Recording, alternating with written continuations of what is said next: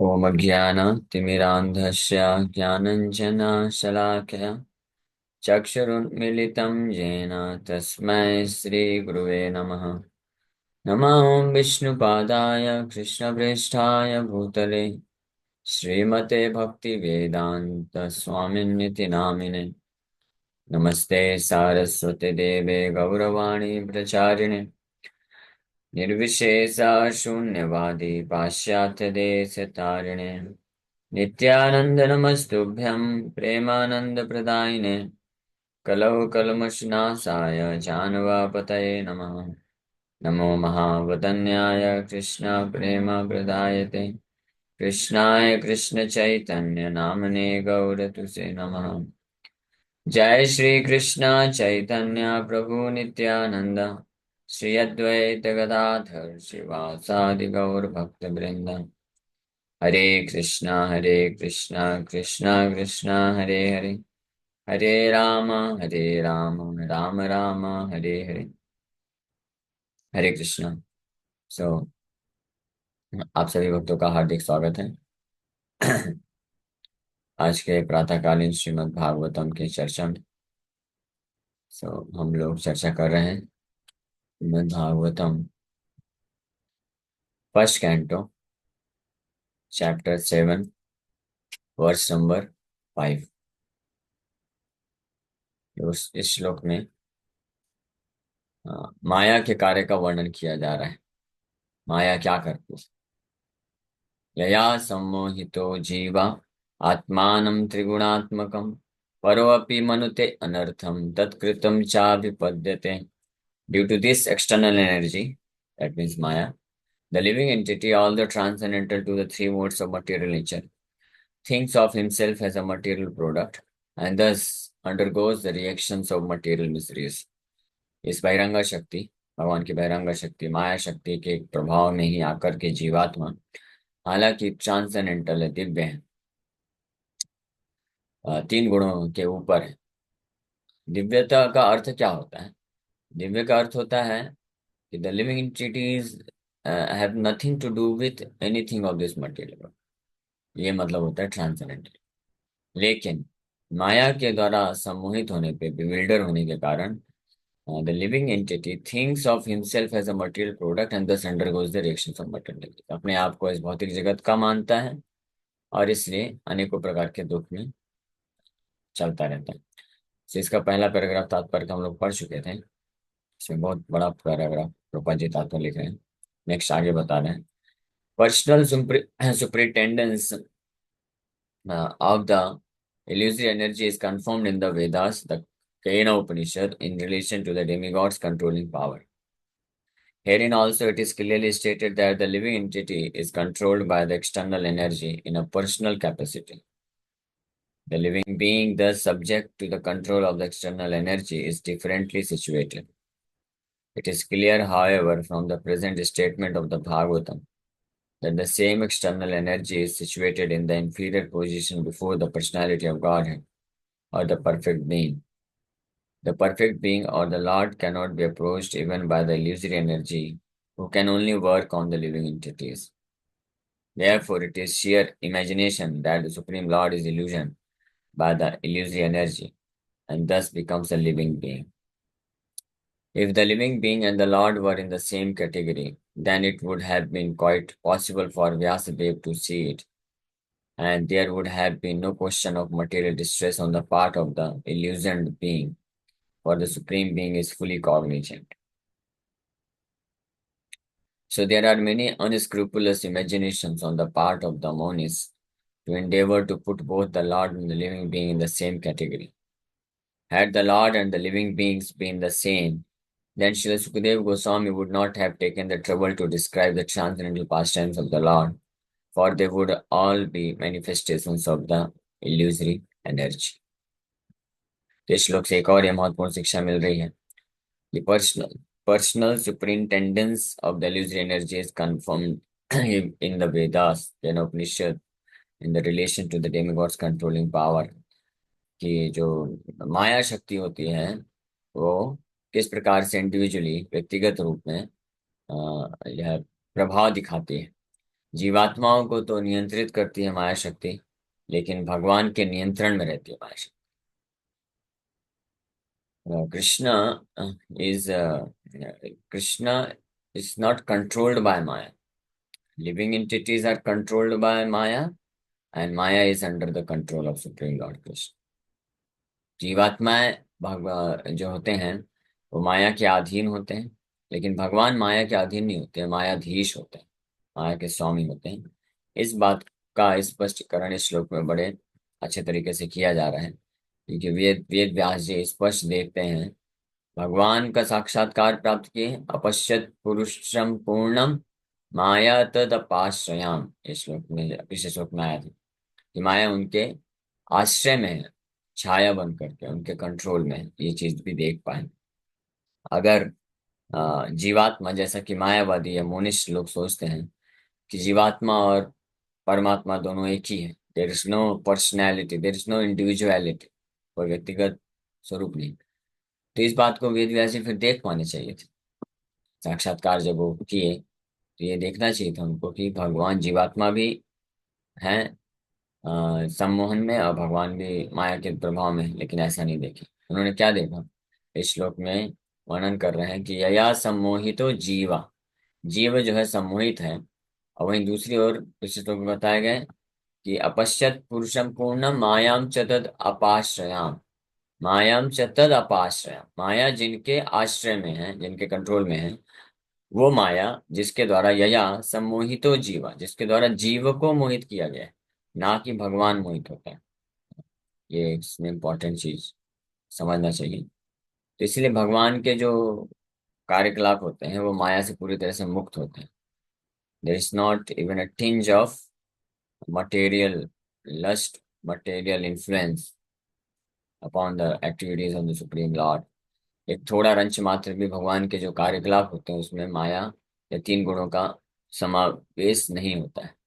क्योंकि अगर दूसरा प्रूफ प्रपंच यहाँ पे तात्पर्य में दे रहे हैं, बता रहे हैं कि अगर had the lord and the living beings been the same, अगर भगवान और जीवात्मा भी एक ही होते, यानी जिस प्रकार से जीवात्मा इस संसार में आता है और माया के द्वारा बंधन में आ जाता है, माया के द्वारा प्रभावित होता है, अगर भगवान भी उसी प्रकार से प्रभावित हुए होते, तो फिर श्रील सुखदेव गोस्वामी जो मुक्त पुरुष हैं, वो इतना कष्ट क्यों उठाते भगवान की दिव्य लीलाओं का वर्णन करने के लिए। तो वो तो अगर माया का ही मैनिफेस्टेशन अगर होता तो ये प्रूव करता है कि जब महान महान आचार्य जो मुक्त पुरुष हैं और महान महामुनिगण हैं, ऋषि मुनि हैं, शुद्ध भक्त हैं, तो भगवान कृष्ण की जिन लीलाओं का गुणगान करते हैं वो, तो वो ये भौतिक जगत का नहीं हो सकता है। The Srimad Bhagavatam is the summum bonum remedy for suffering humanity in the clutches of Maya।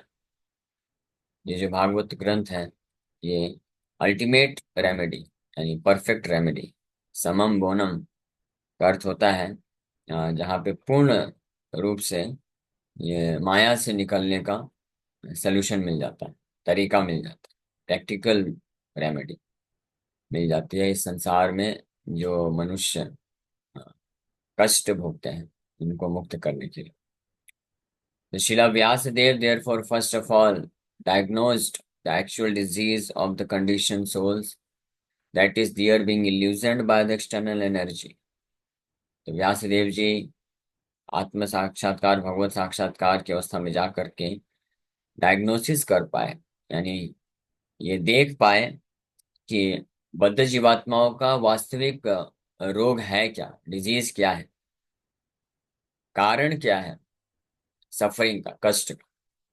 इस संसार में हर कोई इसी ये कार्य में लगा हुआ है, ये जानने के लिए कि हमारे जीवन में दुख क्यों आता है, दुखों का कारण क्या है, लेकिन कोई समझ नहीं पाता है। इसलिए दुखों का मूल कारण न जान पाने के कारण वो जो सोल्यूशन देते हैं, रेमेडी देते हैं, वो भी क्या होता है, फेल हो जाता है, वो भी किसी काम का नहीं होता। क्योंकि जितने भी प्रकार की समस्याएं हैं भौतिक जगत में, भौतिक समस्याएं, उनका कारण क्या है, जीवात्मा माया के द्वारा सम्मोहित होने के कारण ये होता है सब कुछ। अपने आप को शरीर समझने के कारण ये सारी प्रॉब्लम होती है। सब मटेरियल प्रॉब्लम का इसलिए एक ही सोल्यूशन है, स्पिरिचुअल सोल्यूशन, कि समझ जाना कि हम लोग स्पिरिचुअल बीइंग है। ये वेद व्यासी स्पष्ट देख पाए। So he also saw the perfect supreme being from whom the illusory energy is far removed, though he was both the diseased conditioned souls and also the cause of the disease. Though he saw both the diseased conditioned souls and also the cause of the disease. तो साथ ही साथ में पुरुषम पूर्णम पुरुष को भी दर्शन की, जो जिनसे माया दूर है, जो माया जिनको स्पर्श नहीं कर सकती। और साथ में वो बद्ध जीवात्मा, रोगी बद्ध जीवात्मा का भी दर्शन किया, और उनका कारण भी, उनके रोग का कारण, डिजीज, मटेरियल डिजीज, बंधन जो है उसका कारण, यया सम्मोहितो जीव देवता। And the remedial measures are suggested in the next verse. तो इस श्लोक में कारण बता रहे हैं वेद व्यास जी, बद्ध जीवात्माओं के भौतिक बंधन का कारण। और अगले श्लोक में चर्चा किया जाएगा कि इससे मुक्ति का फिर उपाय क्या है, remedial measures are suggested. So both the Supreme Personality of Godhead and the living beings are undoubtedly qualitatively one, but the Lord is the controller of the illusory energy, whereas the living entity is controlled by the illusory energy. ये अंतर है। हालांकि जीवात्मा और भगवान दोनों ही क्या है, क्वालिटेटिवली, गुणवत्ता के अनुसार एक ही है, लेकिन दोनों में अंतर भी है। क्या अंतर है? भगवान इल्यूजरी एनर्जी यानी माया को कंट्रोल करते हैं, और जीवात्मा माया के द्वारा कंट्रोल होता है। ये अंतर है। ये अंतर क्यों है? क्योंकि भगवान विभु हैं और जीवात्मा अणु है। अणु मतलब इनसिग्निफिकेंट होता है, और भगवान ग्रेट, इज ग्रेट, विभु, इसलिए वो कंट्रोल कर सकते हैं। जैसे एक एग्जाम्पल दिया जाता है ये अग्नि का। तो एक विशाल अग्नि होती है और उसकी एक चिंगारी होती है। विशाल अग्नि जो होती है वो इतनी विशाल होने के कारण उसको वायु बुझा नहीं सकता है। हाँ, बल्कि वायु का प्रवाह होने से अग्नि और बढ़ती है। लेकिन वहीं और चिंगारी अगर होगी जो अग्नि से अलग हो चुकी है, उसको वायु बुझा देगा फटाक से। उसी प्रकार से जीवात्मा बहुत माइन्यूट होने के कारण, इनसिग्निफिकेंट होने के कारण, हालांकि क्वालिटी के अनुसार, गुणवत्ता के अनुसार आध्यात्मिक है भगवान के जैसे ही, लेकिन बहुत इनसिग्निफिकेंट अणु आत्मा होने के कारण माया के द्वारा वो प्रभावित हो जाता है। और वहीं दूसरी ओर भगवान क्योंकि अणु आत्मा नहीं, वो परम आत्मा है, परम आत्मा, इसीलिए विभु आत्मा भी बोला जाता है। विभु मतलब ग्रेट, विभु आत्मा या परम आत्मा है भगवान, इसलिए वो माया के द्वारा प्रभावित नहीं हो। That is the difference. इसलिए thus the Lord and the living beings are simultaneously one and different। इसलिए श्री चैतन्य महाप्रभु या चिंत भेदा विद फिलोसफी प्रदान की कि जो, इसलिए जीवात्मा और भगवान एक ही समय पे एक भी हैं और डिफरेंस भी। Another point is distinct herein that eternal relation between the Lord and the living being is transcendental. Otherwise, the Lord would not have taken the trouble to reclaim the conditioned souls from the clutches of Maya।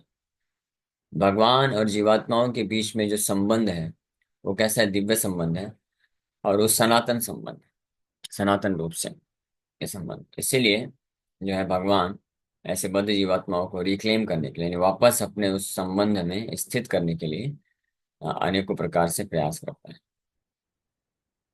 In the same way, the living entity is also required to revive his natural love and affection for the Lord, and that is the highest perfection of the living entity। जिस प्रकार से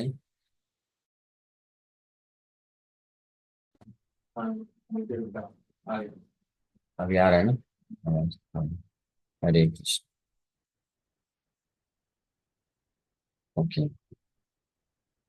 तो जिस प्रकार से भगवान अ, जीवात्मा के साथ अपने सनातन संबंध को पुनः स्थापित करने के लिए, कृपा करने के लिए अवतरित होते हैं, भक्तों को भेजते हैं, शास्त्र भेजते हैं, धर्म की स्थापना करते हैं, उसी प्रकार से जीवात्मा का भी दायित्व है कि वो भी अपना भगवान के प्रति जो स्वाभाविक प्रेम है, natural love and affection for the lord, he should revive.